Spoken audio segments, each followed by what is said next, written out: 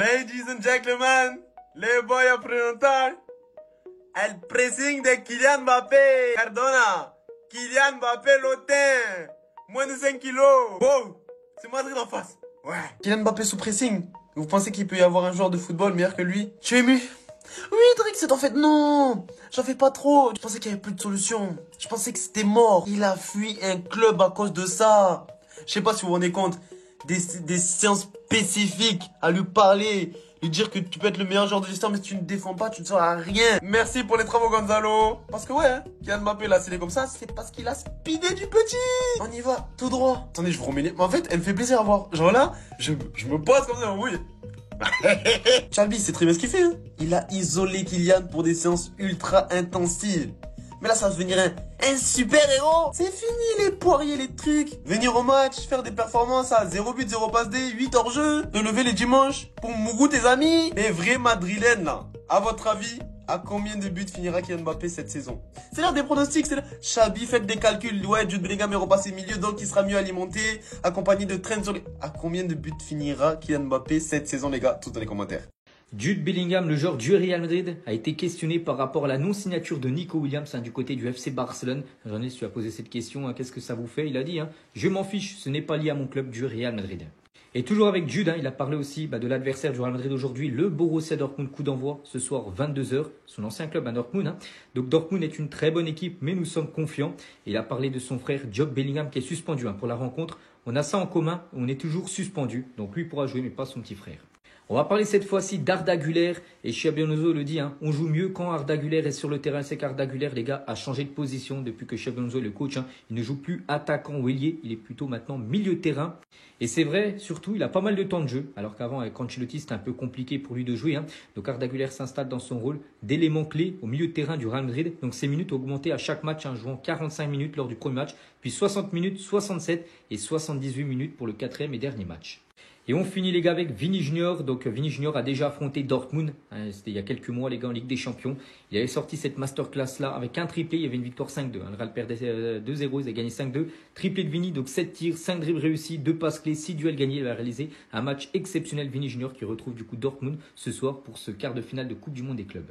Quelques infos sur le Real Madrid, on voit ça tout de suite. Le programme du Real Madrid aujourd'hui, à 6 h 30, dernier entraînement avant le match contre Dortmund. À 1 h 20, conférence de presse de Xabi Alonso. N'oubliez pas qu'on joue demain à 22 h. Rodrigo est plus proche de partir du Real Madrid que de rester. En plus de ça, comme vous le savez déjà, Arsenal va tenter de le recruter après la Coupe du Monde des clubs. Il serait prêt à dépasser la barre des 80 millions. Xabi Alonso s'entretiendra avec Rodrigo après la Coupe du Monde des clubs pour clarifier son avenir. Personnellement, je pense que Rodrigo va quitter le Real Madrid. Dites-moi ce que vous en pensez. Endrick a rencontré le PDG du Real Madrid, José Ángel Sánchez, afin de discuter un éventuel départ cet été. Tout dépendra de si Xabi Alonso décide que Gonzalo Garcia reste et qu'il soit l'un des attaquants de l'équipe. Waouh, ça va très très vite. L'opportunité que Gonzalo Garcia a eue pendant la Coupe du Monde des clubs aurait pu être celle d'Endrick. Mais malheureusement, il n'était pas là, il était blessé. Gonzalo Garcia a montré des choses. Maintenant, est-ce que Endrick aura la chance de prouver sa valeur à Xabi Alonso? Affaire à suivre. Florentino Pérez a fait passer un message. Il a bien fait comprendre que la Coupe du Monde des clubs doit être traitée de la même manière que la Ligue des Champions. Ah, vieux Pérez, non, t'es en pierre. Mais c'est ça qu'on aime. Et par la même occasion, en cas de victoire, chaque joueur recevra un bonus d'1 million. Et enfin, pour finir, Lucas Vázquez aura une cérémonie d'adieu après la Coupe du Monde des clubs. Je suis vraiment content de cette nouvelle. Parce que la dernière cérémonie au Bernabéu, c'était plus pour Ancelotti et Luka Modric. Ça me fait vraiment plaisir pour lui parce qu'il le mérite. A tout donné pour le club, les gars, il s'est sacrifié. On l'a fait jouer à des postes qui n'étaient pas le sien. Et il ne s'est jamais plaint. Au contraire, il a essayé de tout donner jusqu'au bout.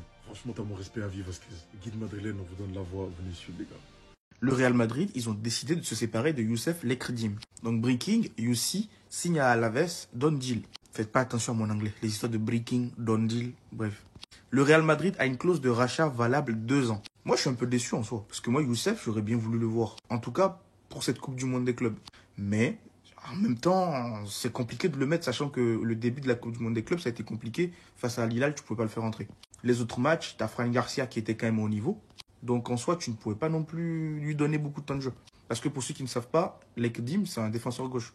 Donc qui vient de la Castilla, quoi. Après, ce qui est bien, ça lui permettra d'aller gratter du temps de jeu dans un autre club. Et comme on a dit, on a une clause de rachat qui est valable 2 ans. Donc s'il y a besoin de le racheter, on peut le racheter. Et le point que je tire de tout ça, c'est que je pense que Fran Garcia va rester au club, mais il sera remplaçant. Et ça confirme que le Real Madrid va potentiellement aller chercher un bon défenseur gauche. Donc je pense que Carrera, ça va être fait. Pour moi, c'est clair. Et Fran Garcia restera au club. Il va tourner avec Carreras. Et Mendy, lui, il va continuer avec l'infirmerie. C'est mieux pour lui. Mais voilà, Youssi, j'aurais bien voulu le voir un peu sur le terrain au Real Madrid. On n'aurait jamais eu l'occasion. Mais c'est pas grave, je verrai bien de quoi il est capable quand il ira à... C'est où déjà? À Alaves. Et puis voilà, tranquille. Hein. Bref, dites-moi ce que vous en pensez dans les commentaires, les amis. Et surtout, pour ne rien louper, abonnez-vous. Les amis, Score 90 nous a fait le meilleur 11 des joueurs formés au Real Madrid. Et on dit souvent que voilà, la formation madrilène n'est pas au top du top. Et ben, c'est quand même pas mal du tout ce petit 11. On va voir ça ensemble. On commence dans les buts avec David Soria, le gardien de Getafe. Gila, Asensio et Carvajal pour une défense à 3. C'est pas mal du tout. À gauche, Carreras. À droite, Hakimi. On a connu bien pire. Franchement, les pistons, c'est très haut level. Les deux milieux de l'Atlético Madrid, oui, qui sont bien formés au Real Madrid. Pablo Barrios et Marcos Llorente. Ça aussi, c'est du top niveau. Et devant, on a Nico Paz, la pépite aujourd'hui de Como, qui est un super joueur. Gonzalo Garcia, dont on fait qu'entendre parler en ce moment, qui vient de sortir de l'académie du Real, qui fait une saison exceptionnelle à la Castilla et un début de Coupe du Monde des clubs exceptionnel avec les A. Et puis Alvaro Morata, qui lui aussi est bel et bien formé au Real. Dites-moi ce que vous pensez de cette équipe, les gars, mais franchement, on parle souvent voilà, des autres formations, voilà, notamment en Espagne, on parle surtout du Barça, mais franchement, le Real aussi sort pas mal de petites pépites.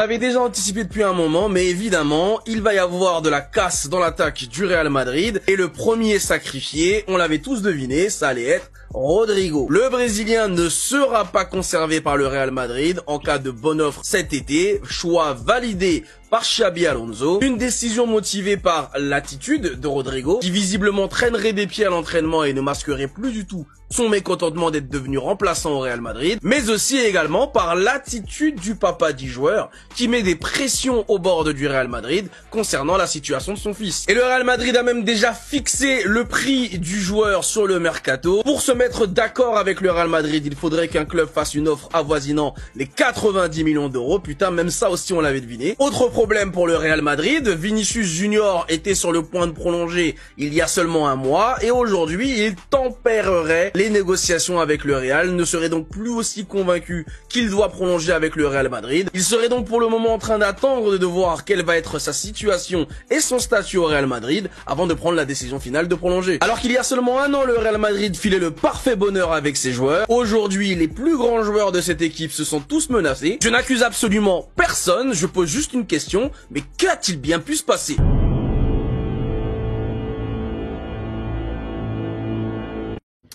Mais Madridistas, voici quelques infos avant le match de demain face à Dortmund. Déjà, on commence avec Mbappé. Apparemment, Mbappé sera titulaire. Ça, pour moi, c'est pas une nouvelle. Moi, la question que je vais me poser, c'est comment Alonso il va faire. Est-ce qu'il va changer son système de jeu? Il va passer à un 4-3-3 ou alors il continue avec son système de jeu et devant, il met par exemple Gonzalo Garcia sur le banc. Ah, en tout cas, demain, on verra ça, la composition officielle. En attendant, on a vu que Mbappé, il s'est un peu entraîné à part avec Alonso. Je pense qu'Alonso, il est en train de le travailler pour le mettre dans les bonnes conditions. Ensuite, on reste toujours sur l'attaque. Donc, Gonzalo Garcia, on a vu les 4 derniers matchs. On a vu que maintenant, on a un vrai numéro 9. Et la bonne nouvelle, c'est qu'il va rester avec nous. Il va rester avec l'équipe principale pour la saison prochaine. Et en plus de ça, j'ai vu que le Real, ils ont pris un autre attaquant pour jouer avec la Casillas. Donc, ça veut dire que Gonzalo, ça y est, fini avec les petits. Maintenant, tu rentres dans la cour des grands mangas. On reste toujours en attaque, les amis. Vous savez très bien que le cas Rodrigo, ça devient compliqué. Ça devient compliqué et en ce moment, ça parle beaucoup de départ Arsenal, Paris et même Bayern de Munich. Donc, je pense que les amis, pour son bien-être, il vaut mieux qu'il parte parce qu'il y a trop de monde devant lui au Real, malheureusement. Il y a trop de monde devant lui. Toujours en attaque, lui, vous savez très bien, c'est officiel, mais c'est juste pour la présentation. Ça sera fait le 14 août. Pourquoi le 14 août? Ça sera son anniversaire, il aura 18 ans. Donc, voilà. Maintenant, on descend un peu au milieu de terrain. Selon les rumeurs que circulent, apparemment, Ceballos, il va rester avec nous la saison prochaine. On a vu ses entrées. Les amis, on va pas se mentir, ça va. C'est pas mauvais du tout. Mais est-ce qu'il sera un élément important la saison prochaine? Ça, on verra bien. En plus de ça, on a vu lui avec ses blessures aussi. À voir. Mais bon, s'il fait des rentrées comme ça pour soulager nos milieux de terrain, on va le garder, les amis. Et on finit avec Carreras, les amis. Je sais très bien qu'il y en a beaucoup, vous êtes là. Carreras, il arrive quand, les amis? Pour moi, ça sera fait après la Coupe du Monde des clubs. On a tout vu sur Kylian. Xabi Alonso, pour qu'il l'emmène directement à exercer avec Kylian Mbappé et lui enseigner quelque chose. Et ça continue comme ça pour un petit bout de temps, ayant peut-être repéré qu'est-ce qui le bloque en tant que numéro 9. Surtout quand on a aussi vu durant la séance qu'il a également pressé ses adversaires aujourd'hui. Parce que vous le voulez ou non, hein, c'est un joueur incroyable. Et Xabi Alonso ne peut le rendre que meilleur. Et comme on l'a vu en début de vidéo, il semblerait qu'il a même déjà trouvé ses blocages. Peut-être ses déplacements, peut-être sa qualité de passe, sa combinaison de jeu en 1-2. Mais Kylian Mbappé est motivé à apprendre, à devenir encore plus fort et surtout jouer en collectif. Beaucoup sont hypés par le jeune Gonzalo Garcia et tout est à son honneur. Il est tout simplement incroyable durant cette Coupe du Monde des clubs. Mais je remarque malheureusement beaucoup qu'il vous en faut à chaque fois peu pour oublier ce que ce joueur est capable de réaliser sur un terrain de football. Et qu'à chaque fois, il se doit d'obliger de prouver. Comme s'il n'avait pas déjà assez prouvé avec le temps. Mais s'il en faut encore, on va y aller. Et je peux vous dire qu'une seule chose, c'est que ce monsieur ne compte pas le laisser s'écrouler. Il va le rendre encore meilleur et j'en suis persuadé. Juste préparez-vous. Kylian Mbappé sous Xabi Alonso, ça fait que de commencer les gars. Pour ceux qui veulent rien rater des prochains matchs et des actualités à venir, vous avez le lien dans la bio de mon profil TikTok. Tout se passe sur Telegram, vous pouvez vibrer avec les supporters du Real Madrid ici et tout savoir autour de l'actu foot ici. Face aux actualités du Real Madrid. Alors, t'es fan du Real Madrid, pour ta je t'explique. Et ouais les gars, ce sont ces derniers matchs qui jouent normalement avec le Real Madrid, c'est-à-dire après la Coupe du Monde des clubs, Lucas Vazquez ne fera plus partie du club. Ce dernier aura normalement une cérémonie d'adieu avec le Real Madrid. C'est clair que c'est pas n'importe quel joueur du Real Madrid, même si c'est vrai que ses performances ont diminué, il reste quand même on va pas dire réellement une très grande légende du Real Madrid, mais un grand joueur du Real Madrid. Comme je vous l'avais déjà dit, voilà maintenant qu'une réunion a eu lieu entre les dirigeants du Real Madrid et Enrique aux États-Unis concernant son avenir. Et vous avez déjà parlé du cas d'Enrique. Alors il savait que les options concernant la réunion entre les dirigeants du Real Madrid étaient le cas de Gonzalo Garcia et Enrique. C'était juste de savoir entre ces deux joueurs, c'est-à-dire Gonzalo Garcia et Enrique, quel joueur allait être prêté et l'autre allait normalement rester au Real. Mais vous-même, vous savez qui va être prêté dans le cas où on doit prêter quelqu'un. Une fois de plus, concernant le cas de Rodrigo, il savait que le Real n'a vraiment pas l'intention de vendre Rodrigo. Et ce qu'il souhaiterait pour Rodrigo, c'est que Rodrigo, normalement, soit prêt à fournir assez d'efforts pour aider l'équipe. Il est vrai que le Real n'a pas l'intention de vendre Rodrigo cet été. Mais d'après eux, ils sont toujours prêts à écouter les offres pour Rodrigo. Et ça, d'après Marca. Mais à ce jour, aucune offre n'a été reçue. Pourtant, Arsenal a toujours la tête derrière Rodrigo et ils sont prêts à dépenser au moins 90 millions d'euros pour Rodrigo cet été. Du coup, Xabi Alonso aura une réunion avec Rodrigo normalement après la Coupe du Monde des clubs pour clarifier réellement son avenir. Et voilà, j'en étais sûr. Pendant qu'on est là à parler de Nico Williams, les mauvaises nouvelles s'enchaînent pour Endrick. Et d'ailleurs, en parlant de Nico Williams, étant donné qu'ils ont échoué dans ce dossier, ils ont décidé de faire de Luis Diaz leur priorité. Et c'est pas tout, vous allez voir. Déjà là, d'après Fabrizio Romano, le FC Barcelone prévoit une nouvelle approche pour Luis Diaz dans les prochains jours. Cette décision fait suite à la prolongation de Nico Williams à l'Atlético Bilbao. Et en plus de ça, il y a aussi la piste Rashford qui s'est réactivée. D'après le média Lasser, Marcus Rashford est déterminé à rejoindre le FC Barcelone. L'attaquant rêve de porter le maillot blaugrana et attend un appel du club catalan. Cependant, concernant Luis Diaz, Liverpool reste ferme et a déjà repoussé des approches du FC Barcelone et du Bayern Munich. Donc même pour Luis Diaz là, ils sont pas à l'abri de se prendre une clim. Et moi ce qui me fascine dans tout ça, c'est qu'au lieu de régler leurs problèmes financiers, parce que là ils ont été sanctionnés par l'UEFA ce matin, ils ont 15 millions d'euros d'amende à payer. Malgré tout ça, c'est eux qui veulent acheter des joueurs. Et d'ailleurs le média Sky Sport le dit, étant donné que la clause libératoire de Dumfries est très basse, c'est-à-dire 21 millions pour les clubs hors Italie, et bah en fait le Barça voulait l'acheter, mais malheureusement ils peuvent pas. Il est dit, le Barça n'est pas en mesure de payer la clause libératoire de Dumfries, même 21 millions là ils peuvent pas. Comment c'est possible de galérer autant chaque été? C'est vous qui êtes dans les mêmes histoires. Et du côté du Real Madrid, ça se complique pour notre cher Endrick. Comme vous le savez, depuis le début de la Coupe du Monde des clubs, Gonzalo Garcia il a retourné la tête à tout le monde. Et malheureusement pour Endrick, Gonzalo Garcia lui est passé devant. Déjà, il a dit qu'il a rencontré le PDG du Real Madrid, José Andrés Sanchez, afin de discuter d'un éventuel départ cet été. Sachant que Gonzalo Garcia a une rencontre à venir avec le Real Madrid pour savoir s'il reste ou s'il part en prêt. Et ben en fonction de tout ça, Endrick et le Real Madrid prendront une décision. Parce que garder les deux joueurs cette saison, je vois pas à quoi ça sert. Puisqu'on sait très bien qu'il y en a un qui va presque jamais jouer. Et comme si tout ça c'était pas assez comme mauvaise nouvelle, on vient aussi d'apprendre que les parents d'Endrick ont divorcé. Vraiment force à lui, hein, ça doit pas aller fort. On dirait bien que le mercato du Real Madrid prend fin. Breaking.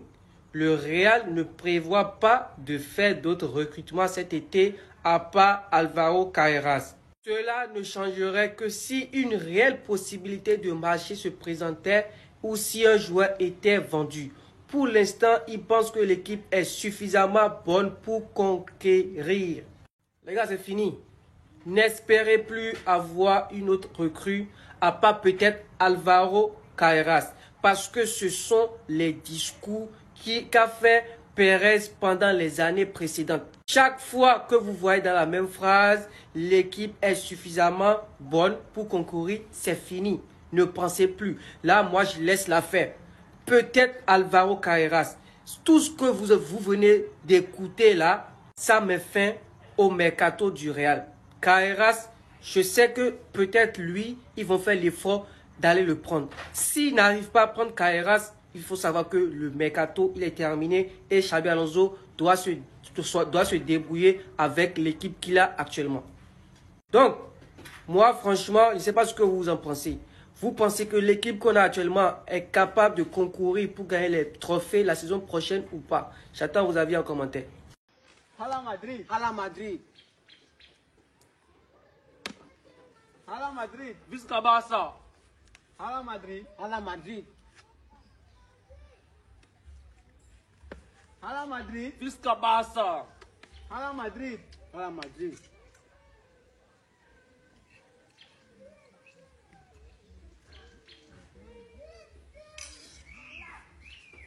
Hala Madrid, Visca Barça. Hala Madrid, Hala Madrid. Hala Madrid.